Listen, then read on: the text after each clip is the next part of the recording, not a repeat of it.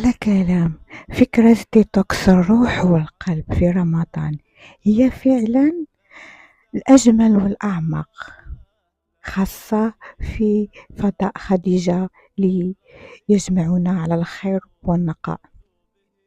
الجسم ينطف بالصيام، لكن القلب كيحتاج تنظيف أعمق من السموم والحقد والطغيان والتعلقات اللي كتقل علينا.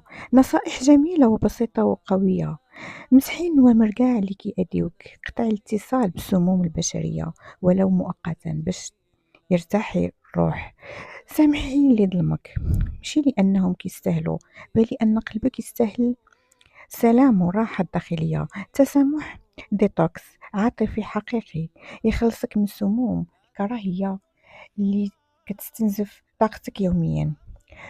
خوي بلاصة لربي، فرغي القلب من الهموم والتشتت وخليه فارغا يملأه الله بنور والطمأنينة، زي ما قال الله تعالى: ألا بذكر الله تطمئن القلوب.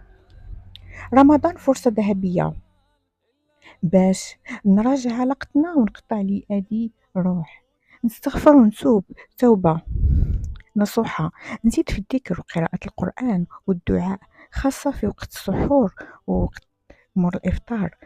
نتصدق وندير صلة الرحم لأنها كتطهر القلب وتجيب البركة.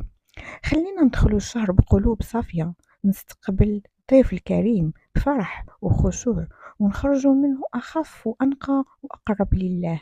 اللهم اجعل رمضان ديتوكس حقيقي لقلوبنا، واغفر لنا وارحمنا وتجاوز عنا، واجعل شهر وبركة ومغفرة لنا جميعا.